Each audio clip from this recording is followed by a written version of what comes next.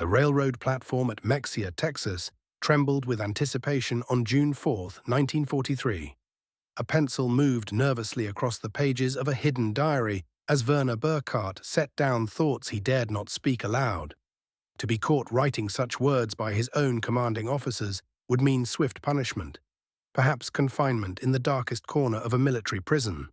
"The Americans must be lying to us," he wrote.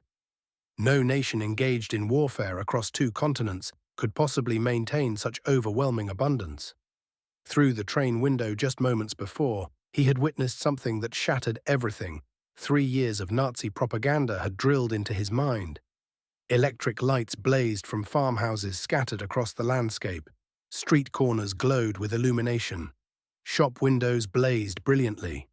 Even at 10 o'clock at night, electricity painted the Texas plains in a constellation of light so overwhelming it seemed almost unreal. Back home in Germany, darkness had become the national condition since 1940, when blackout regulations turned the Reich into shadow. Even before the war began, electricity remained a luxury most German farmers could never imagine. Only 1 farm in 5 had any electric power at all. Yet here, in what the Reich's propaganda machine had relentlessly portrayed as a collapsing, decadent nation already on the verge of defeat, electricity flowed with casual abundance. The train doors opened and 1,150 men descended onto the platform. These were no ordinary soldiers being transported like cattle in freight wagons or boxcars.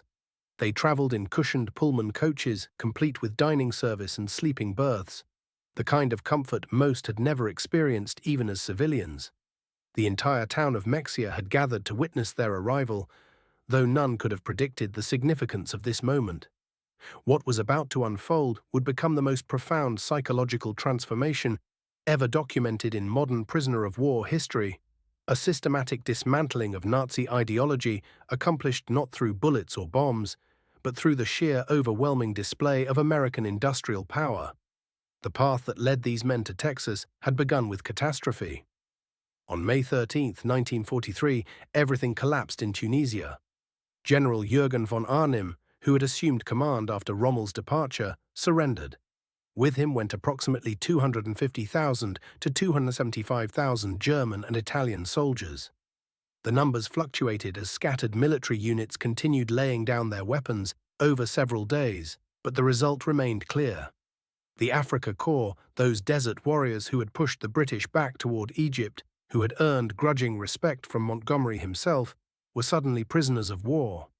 Among them was Hauptmann Friedrich Radke, a man whose chest bore the Iron Cross First Class, whose service stretched from the campaign in France through 2 wounding experiences in North Africa. Decades later, historians would discover his meticulously kept diary in the National Archives. It would become the most revealing account of how American captivity systematically shattered the worldview these German soldiers carried with them. The journey from defeat to revelation began in Oran, Algeria, where 30,000 prisoners awaited transport ships in hastily constructed camps. The Americans began reshaping these men's understanding of reality immediately. The U.S. Army processed thousands of prisoners daily with organizational efficiency that surpassed anything the Wehrmacht had ever accomplished, even during its years of greatest power. Officers photographed prisoners and filed their information. Medical personnel examined each man thoroughly. American medics administered inoculations, while officers who spoke fluent German explained the protections guaranteed under the Geneva Convention. Every procedure was performed with methodical precision. Then came the food, and everything the prisoners believed about their enemy began to crack. Obergefreiter Hans Müller, captured with the 21st Panzer Division, later wrote to his mother describing those first days in the holding camp at Oran. "The Americans fed us better than we had eaten during 6 months of desert warfare," he explained.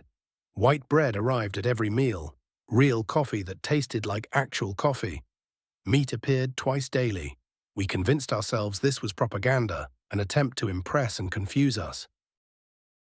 We couldn't comprehend that this was simply standard military ration for American soldiers. The Liberty ships waiting to carry them across the Atlantic were themselves monuments to an industrial system beyond German comprehension.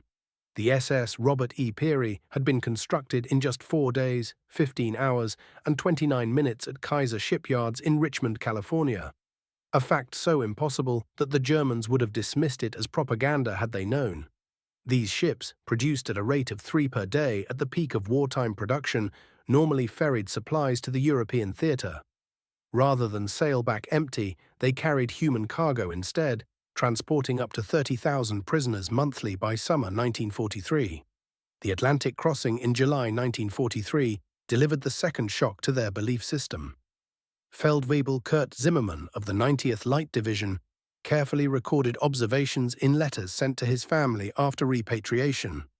The ship's crew, he noted with astonishment, discarded more food waste each single day than his entire company had received in their weekly rations during the final months in Africa. Half-eaten steaks landed in garbage bins. Whole loaves of bread were thrown away. Milk that had sat too long simply vanished. The American sailors performed this discarding openly, without ceremony, not to humiliate the prisoners, but because such waste meant nothing to them. Their supply seemed genuinely limitless. The vessels themselves became floating demonstrations of American capability. The prisoners learned that 2,610 Liberty ships would be built during the war, each requiring 250,000 individual parts assembled from components manufactured across 32 different states. The engines, guards mentioned casually, came from 3 separate factories, each one producing 900 horsepower cylinders that were then assembled in ports that had barely existed 2 years before. Lieutenant Colonel Wilhelm von Steuben descended from an aristocratic Prussian family whose lineage stretched back through every major German conflict, including the campaigns of Frederick the Great himself, would later write in his memoirs about approaching the American coast. As the ship drew closer to land, he watched the radar antenna rotating steadily above the bridge. This technology, which Germany had believed only it, and perhaps Britain possessed in limited quantities, was standard equipment on a simple cargo vessel. In that moment, he would write, "I first suspected that Germany had already lost the war."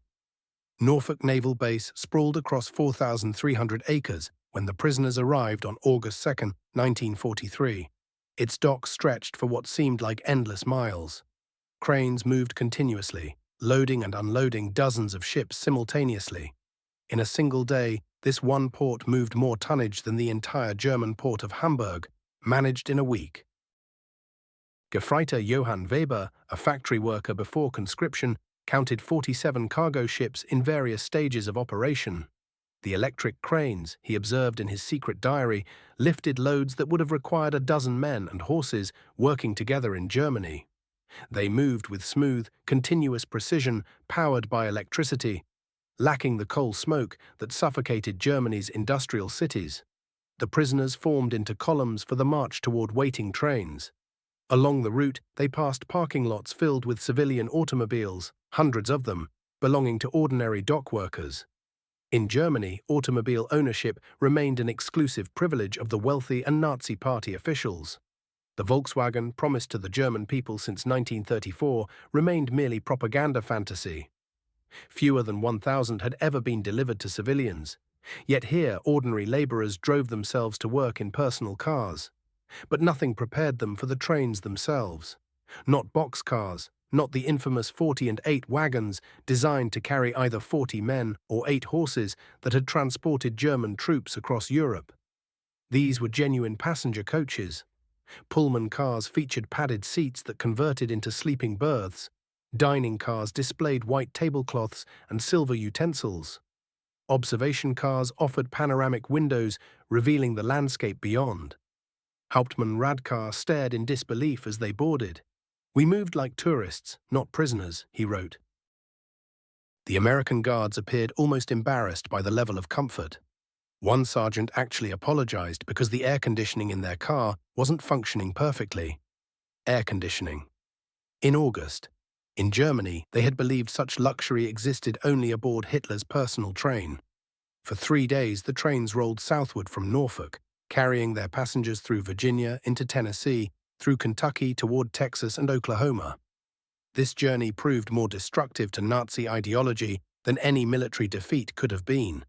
As the trains moved through the night, Prisoners pressed their faces against windows, witnessing an America that contradicted everything they had been told. Small towns blazed with illumination: Martinsville, Danville, Greensboro. Communities that would have considered themselves fortunate to have a single electric street lamp displayed glowing shop windows, electric signs, and houses where lights burned in multiple rooms simultaneously. Factories rolled past in the darkness, their windows bright with night shift workers laboring. Even at midnight, parking lots remained full. Gefrita Merler, whose father held position as a Nazi party bloc leader back in Hamburg, recorded his shock in a letter later discovered in 1987. "We passed through dozens of towns that first night. Every single one displayed more electric light than the entire city of Hamburg combined." The guards assured us this was completely normal, that American towns had possessed electricity since the 1920s. I called them liars. One simply shrugged and said we would see for ourselves soon enough. At Roanoke, Virginia, the trains stopped to take on water and coal.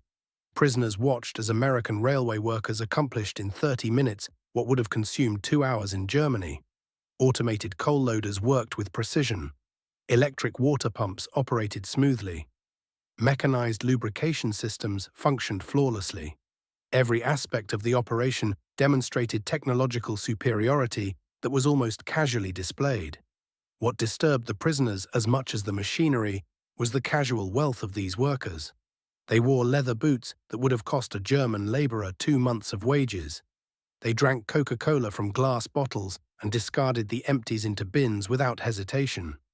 They smoked cigarettes continuously, stubbing them out half-finished without any sense of waste. Feldwebel Heinrich Müller, an electrical engineer from Siemens before military conscription, performed calculations in his mind as he observed the railway yard. The electricity consumed in this single yard during 1 hour exceeded the entire daily power consumption of his entire Berlin district. The waste was magnificent, he wrote. Lights burned in empty buildings. Electric fans ran in vacant rooms. It represented the casual indifference of people who possessed infinite resources. As the trains crossed into Tennessee and Kentucky, American industrial power appeared in even more overwhelming displays.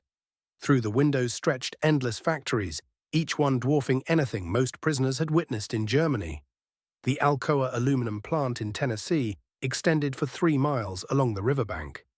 Its electric furnaces consumed 175,000 kilowatts of power, more electricity than the entire city of Munich required.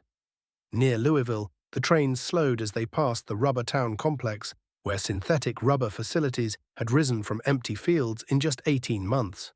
4 massive plants sprawled across the landscape, each one employing thousands of workers, each producing 800,000 tons of synthetic rubber annually.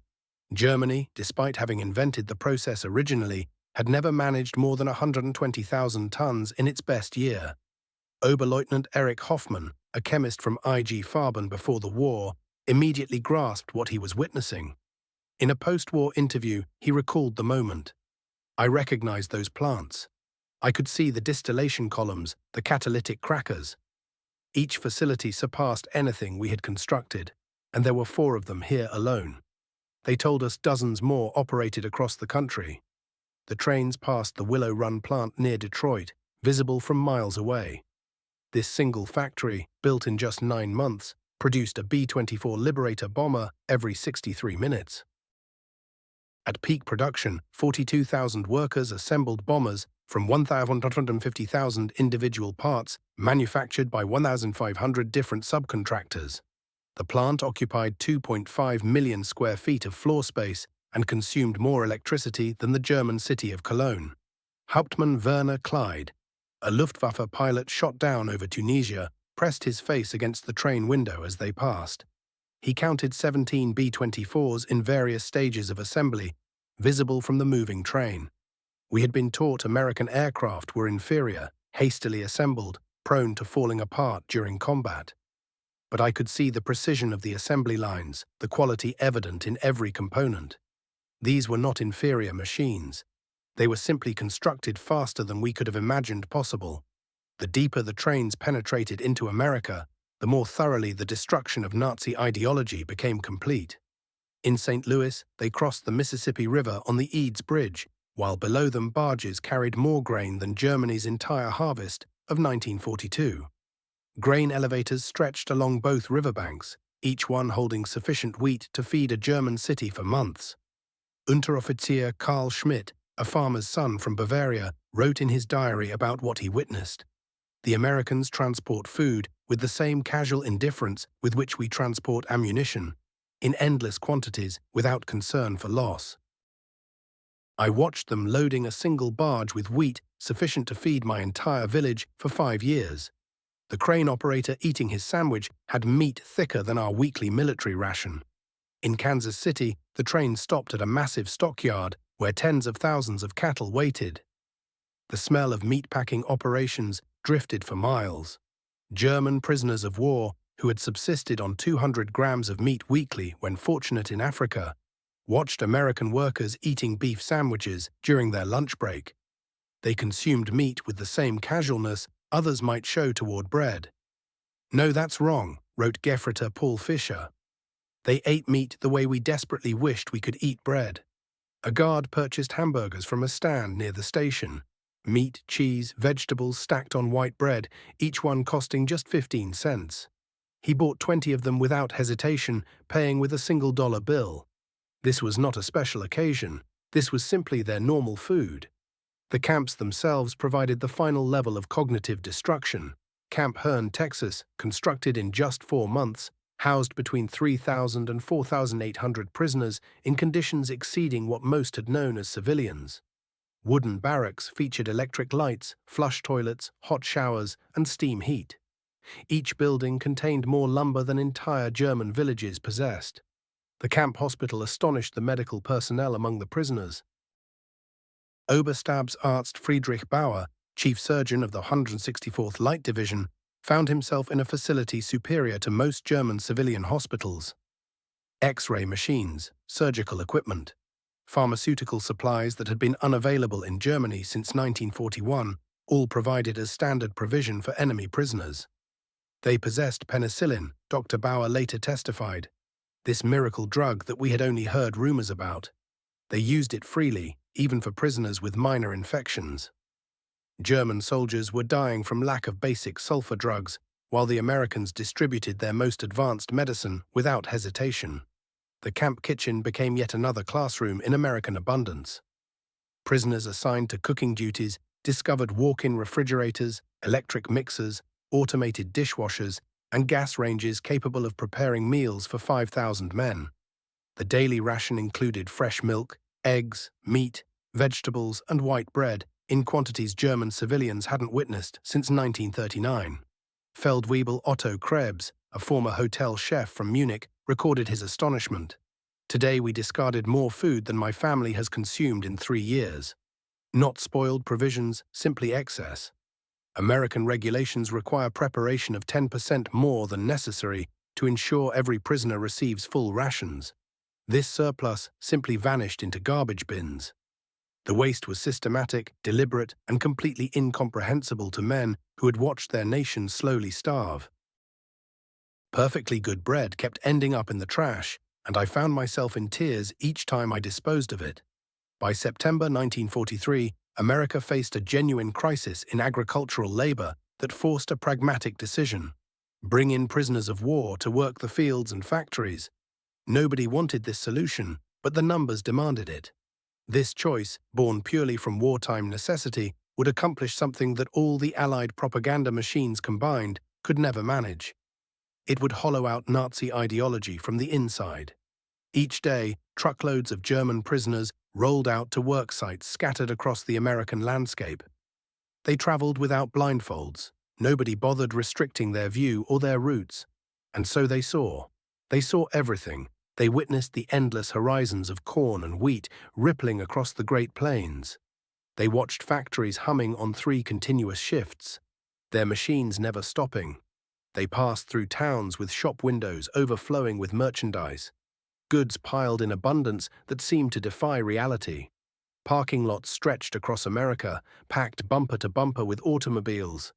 Houses dotted the countryside, each one equipped with electrical refrigerators and radios, as though such luxuries were commonplace rather than miraculous.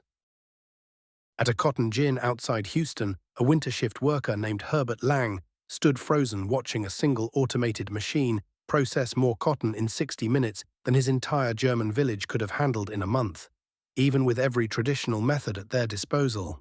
That machine drew its power from the Colorado River Authority, part of the massive rural electrification drive that had already brought electricity to roughly 90% of Texas farms by that point in 1943.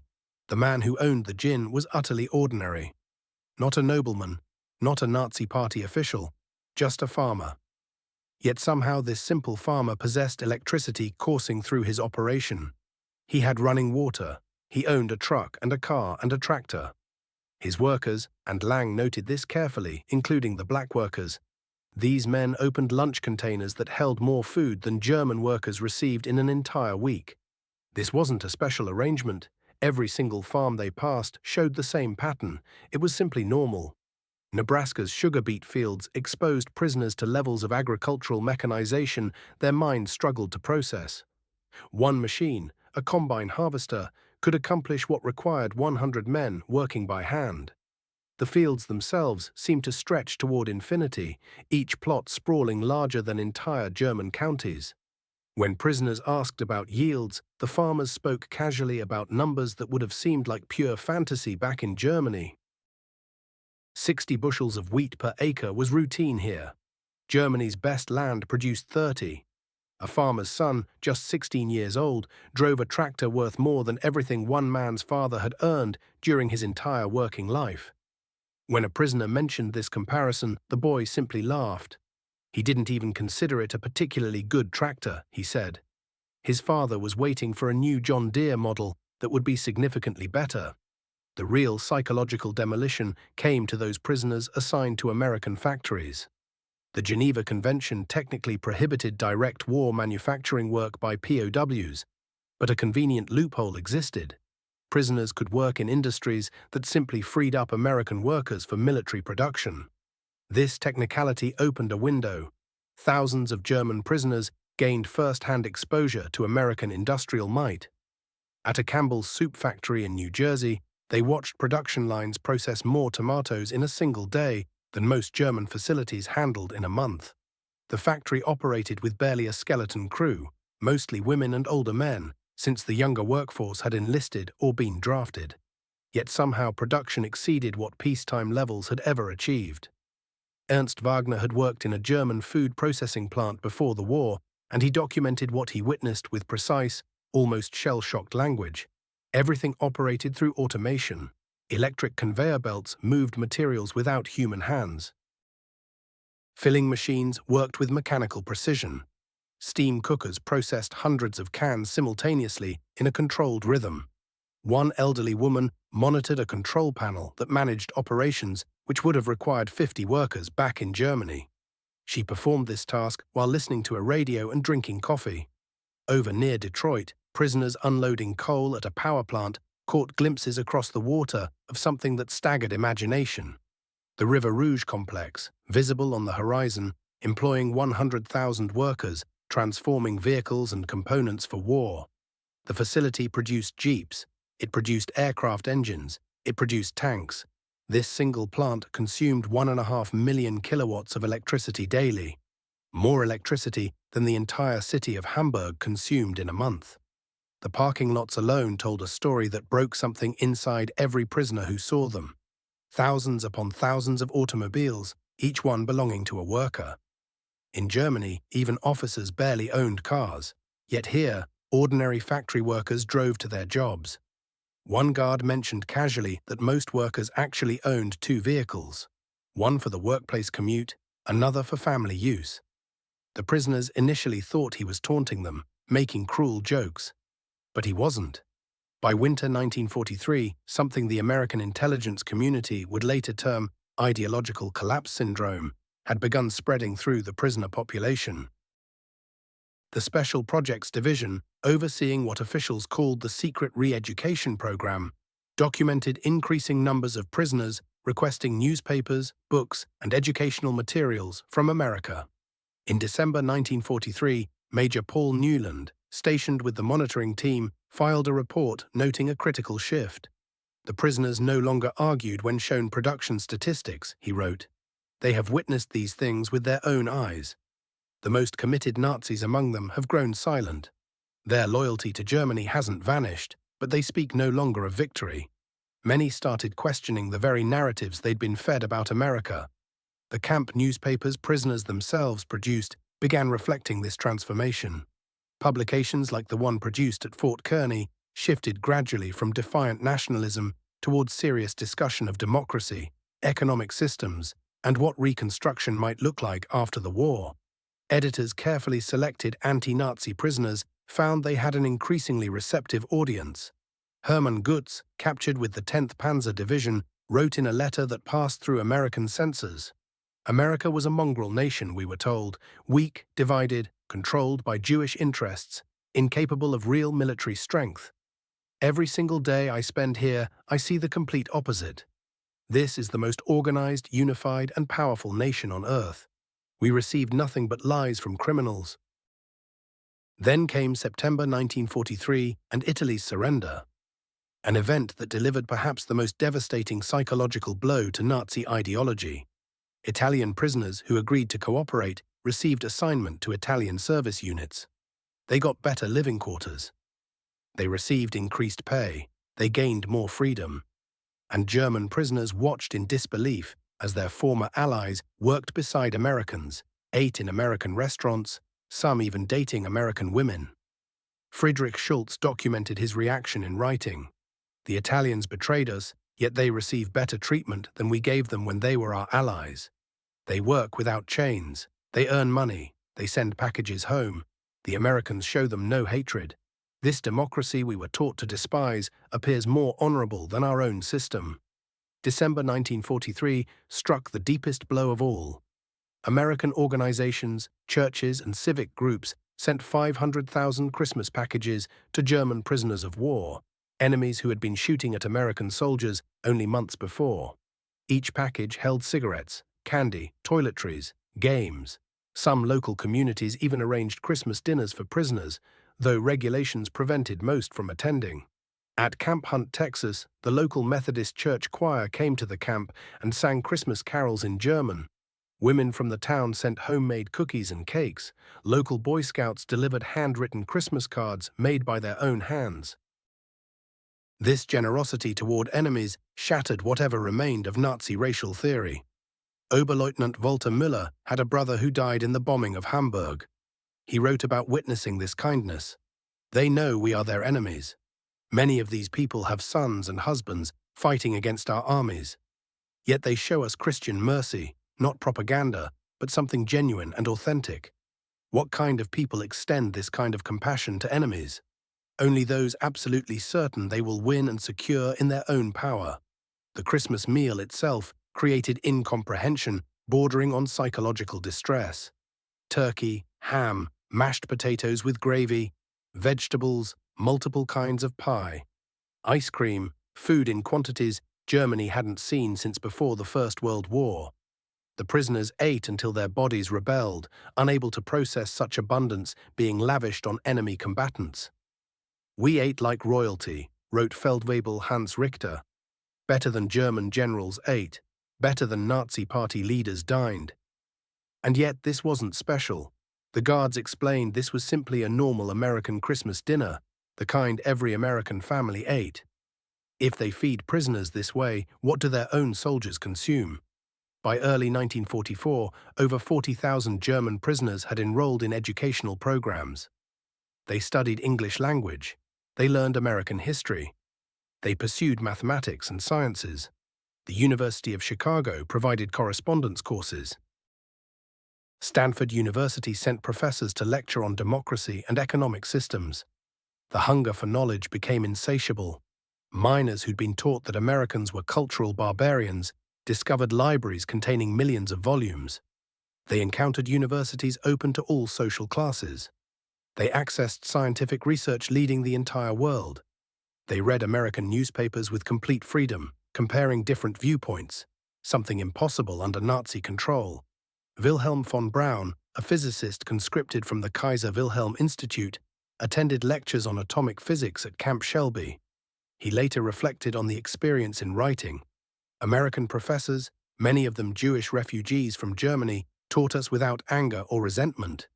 They spoke of science as something universal, belonging to all of humanity. They possessed research that surpassed German work by years, yet they shared knowledge with enemies. Such generosity of spirit seemed incomprehensible to minds shaped by Nazi ideology. Camp theaters showed American films, not propaganda documentaries, but genuine Hollywood productions. Prisoners sat watching Gone with the Wind, seeing an American story about defeat and recovery that somehow mirrored their own tragic journey. They watched The Grapes of Wrath, astonished that America would show such self-criticism to enemy prisoners. They see their own problems, their failures, their conflicts, wrote Joseph Kramer. Yet this honesty makes them stronger rather than weaker. In Germany, such criticism would bring execution. Here, it's considered patriotic.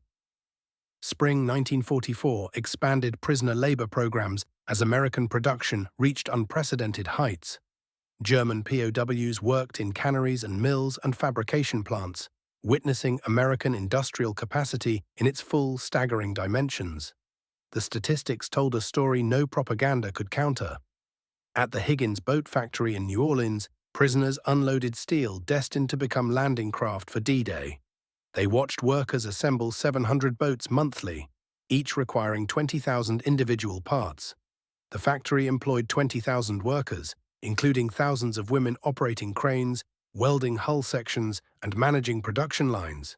When prisoners performed labor they'd been told was impossible, blacks operating complex machinery, teenagers managing drilling equipment, they began questioning everything.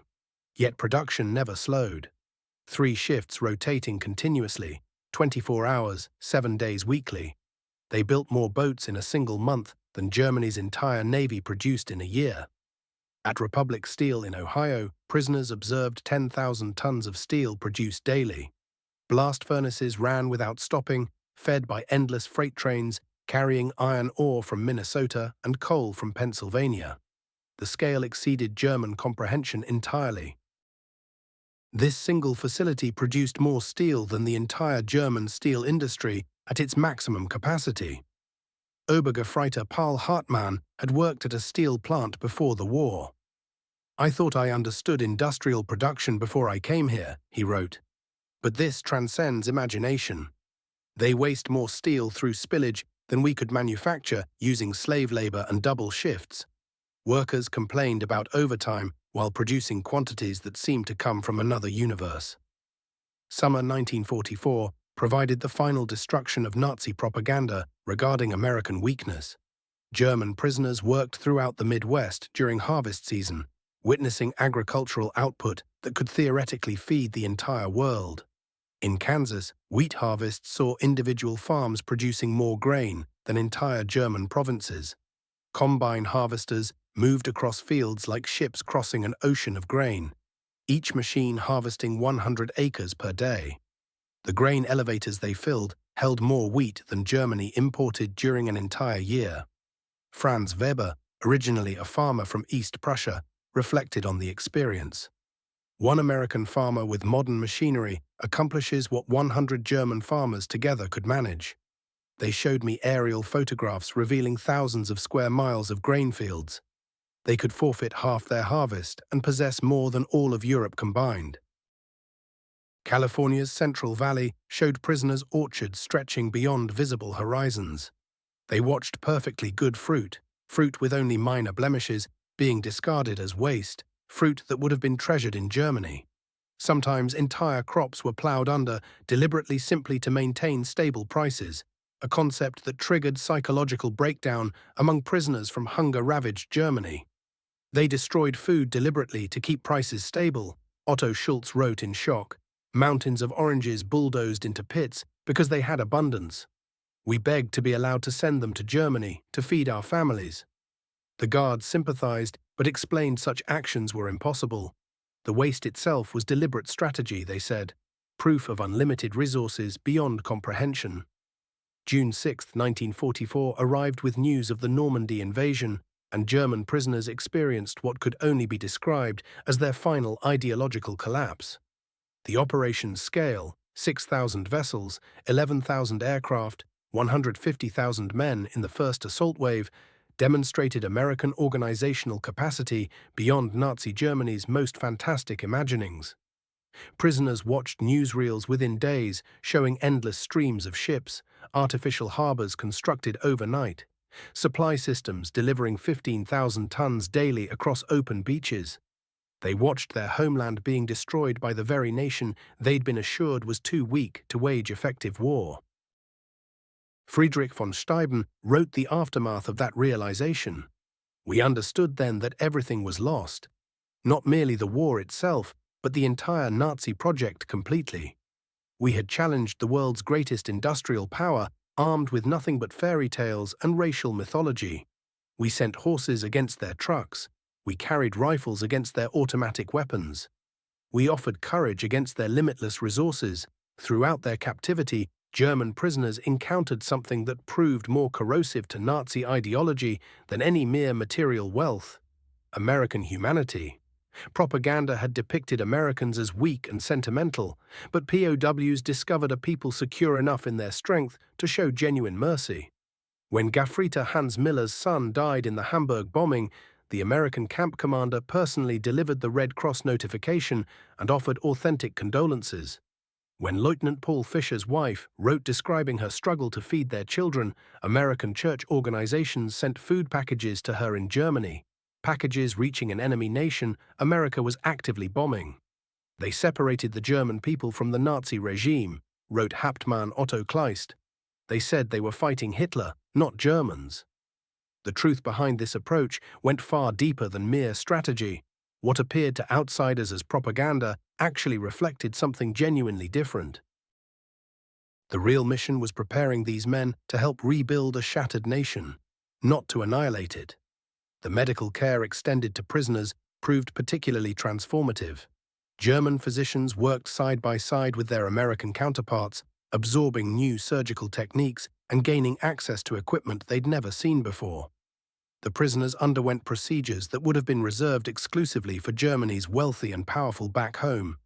Mental health services, virtually non-existent in the Wehrmacht, were now offered to soldiers traumatized by their experiences. According to Dr. Friedrich Bauer's observations, attempted suicides received counseling rather than punishment. Men suffering psychological collapse received therapy sessions instead of physical abuse. This compassionate treatment of adversaries revealed a profound strength most of these prisoners had never comprehended: the self-assurance that came with genuine power. By March 1945, the re-education initiative had yielded extraordinary outcomes. More than 25,000 prisoners had willingly enrolled in democracy courses. Camp publications ran pieces exploring constitutional structures, economic freedom, and fundamental rights. Small groups met to discuss what might emerge from Germany's ruins. The program's achievements surpassed even the most optimistic predictions. Former Nazis entered the program with rigid convictions and departed writing thoughtful essays about democratic reconstruction. Military officers who'd sworn allegiance to Hitler now contemplated introducing American farming practices to a rebuilt Germany. "We transformed into ambassadors for democracy," recalled Oberst Hermann Göring in a 1975 reflection. "Through nothing but what we observed, we witnessed it functioning successfully. We saw regular citizens enjoying better circumstances than German nobility ever had, not through force or slick messaging, but simply by watching. We wanted that kind of future for our country." American officials became concerned that some prisoners had embraced American life too enthusiastically. A number even requested permission to remain in the United States when the war ended. Others formed deep connections with American women through prison pen pal programs. By the 1950s, thousands had made their way to American shores as permanent residents. May 1945 brought a moment of terrible reckoning. As American soldiers liberated Nazi death camps across Germany, the disturbing images circulated among the German prisoners. Initial reactions ranged from denial to rejection. Many dismissed the footage as deliberate deception. But the accumulated evidence proved undeniable. testimonies from American servicemen, photographic documentation, film footage, and eventually direct accounts from Germany confirming the atrocities. The emotional blow was shattering. These men, who'd retained some thread of national pride despite military defeat, now confronted the complete moral bankruptcy of everything they'd served. The ideals they'd fought for weren't simply vanquished, they were fundamentally monstrous.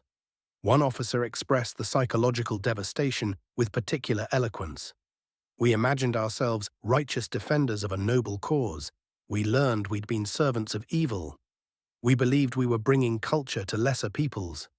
We recognized instead that we ourselves were the savages.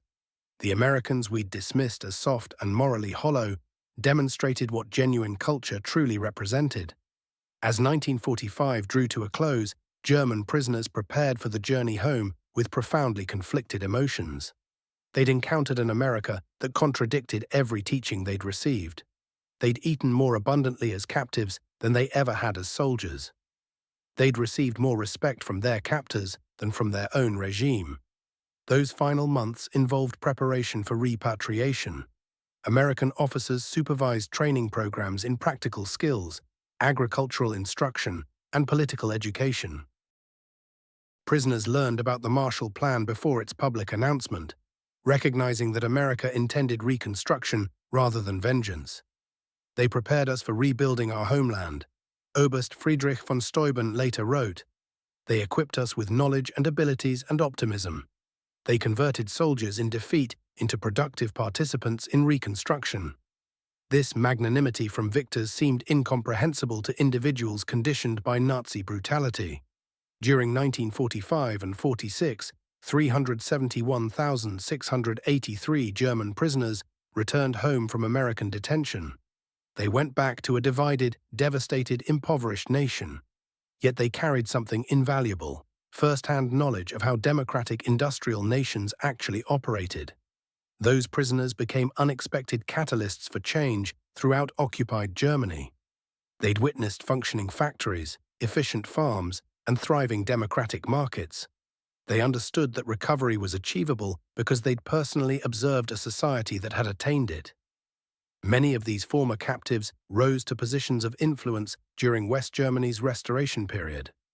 Hans Kroll, imprisoned at Camp Shelby, eventually represented West Germany at the American Embassy. Walter Hallstein, who'd taught classes at Camp Como, became head of the European Commission. Rudolf von Weckmar, detained at Camp Herne, held Germany's seat at the United Nations. Edward Ackerman, captive at Fort Robinson, spearheaded agricultural advances. They transplanted American techniques into German manufacturing, American efficiency into German farming, and American democratic philosophy into German governance. The remarkable growth that Germany experienced during the 1950s rested partly on lessons absorbed while imprisoned. Prosperity originated from liberty rather than domination, Hans Kroll reflected in his autobiography.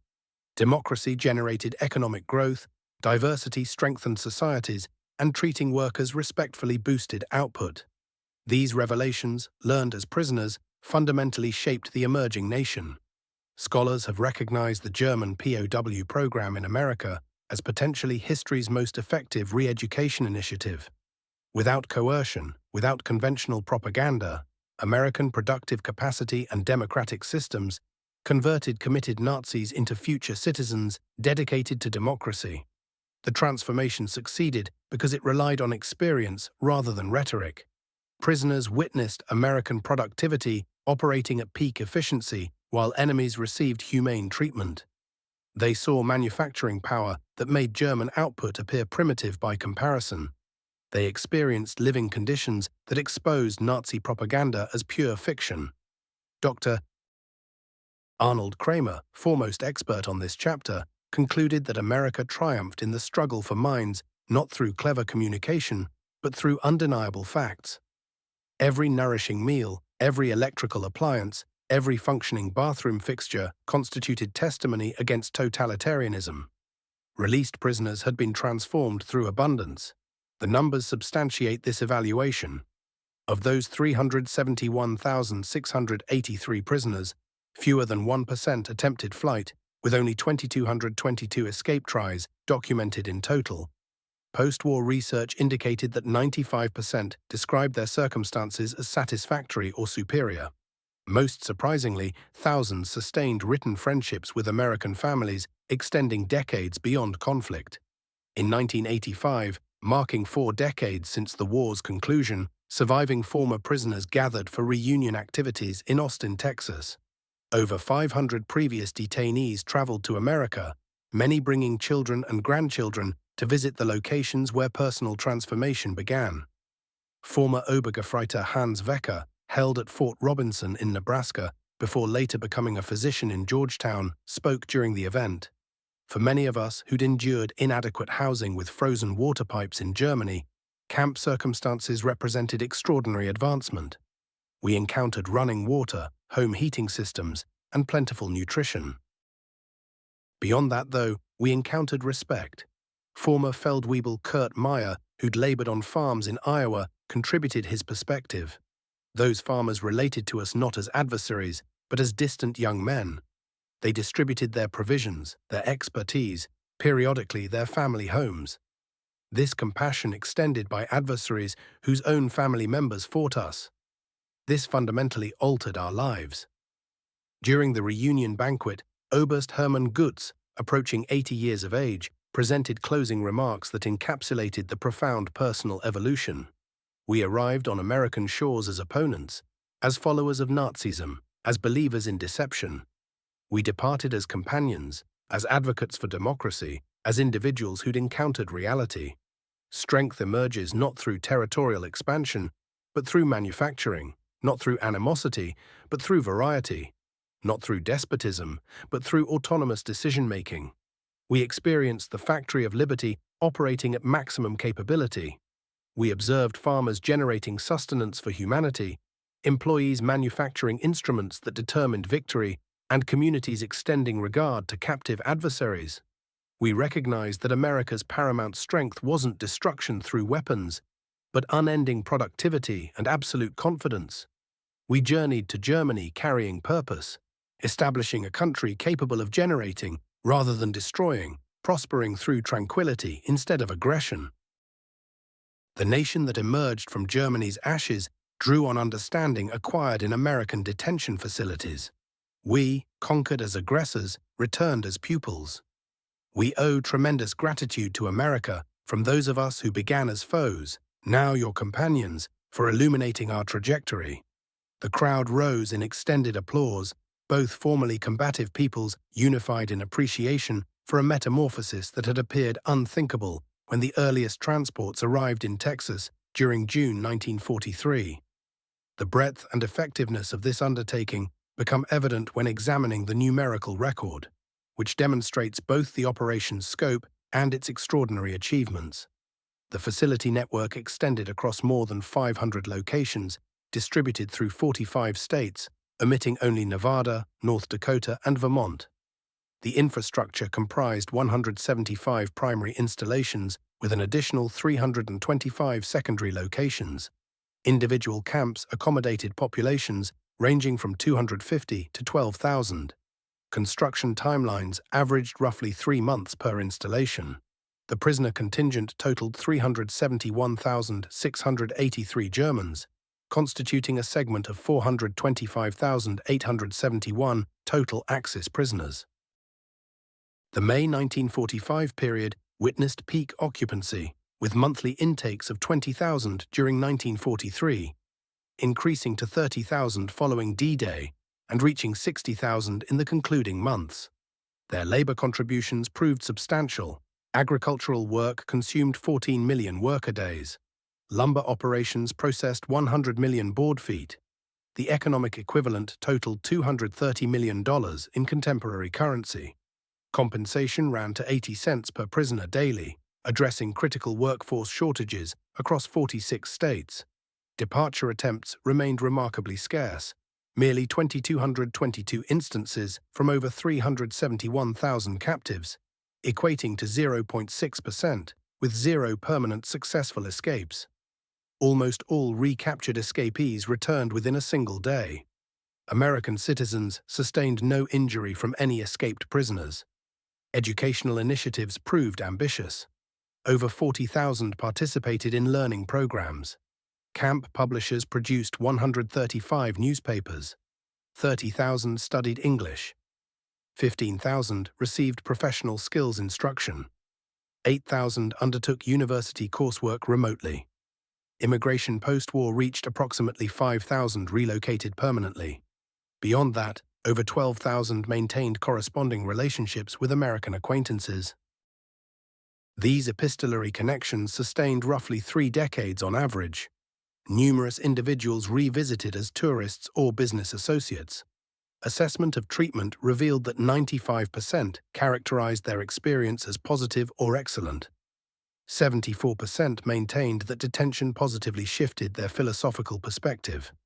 61% showed enthusiasm for understanding democracy more deeply. Fewer than 1 in 10 retained fervent Nazi convictions through conflict's termination. The German prisoners who experienced America's industrial output didn't merely observe significant historical developments. They underwent complete transformation. Confinement transformed into learning, subjugation transformed into awakening, and restraint transformed into deliverance from totalitarian indoctrination. Ultimately, America's triumph wasn't accomplished through battlefield victories, but accomplished within detention facilities, where incontestable proof of democratic productivity attained what military force alone never could. Complete metamorphosis of adversarial consciousness. The captives had departed their homeland, convinced of German supremacy and American inadequacy. They departed possessing accurate understanding. American productive capacity proved not simply superior. It exceeded the comprehension of individuals raised amid scarcity and totalitarianism. The transport trains that conveyed them into captivity during 1943 transported warriors committed to the Third Reich. The vessels transporting them homeward during 1946 carried architects committed to democratic governance. They'd experienced the future and recognized its promise. Their narrative illustrates a fundamental reality.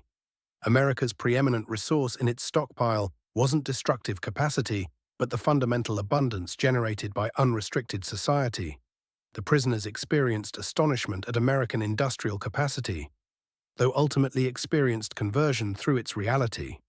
Their transformation planted roots for European post-war recovery and ultimate elimination of totalitarian European dominance. They departed not as vanquished adversaries, but as testimony to what societies grounded in autonomy might accomplish.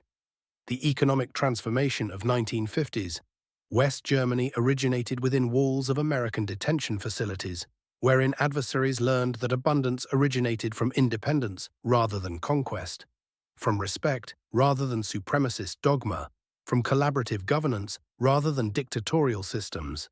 The prisoners anticipated discovering a fragmenting, collapsing nation approaching ruin.